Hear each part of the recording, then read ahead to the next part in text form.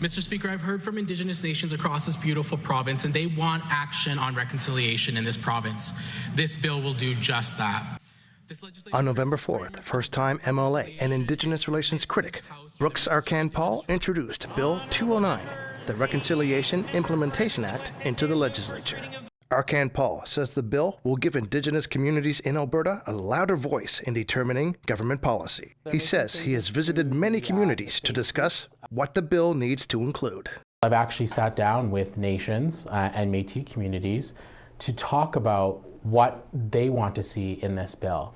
Because I was raised in treaty, I was raised in our ways to know that we were supposed to have a relationship. The bill will have the province consider reconciliation spelled out by Canada's Truth and Reconciliation Commission in every decision made. This is the first step to do that, to implement the TRC calls to action, to have a legal framework, but also to change the way that we consult, because we know across this country that consultation has been done in a very fraught way where our leaders aren't kept apprised and they feel like their voices aren't heard. Under Bill 209, the provincial Indigenous Relations Minister would be required to consult with Indigenous communities. It's going to be that a reporting structure has to be created in collaboration.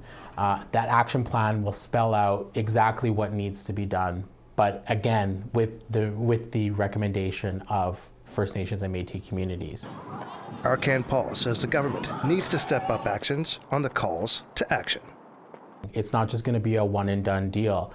You'll have the Minister of Indigenous Relations will have to go back to nations and say, well, look, I've done this much progress.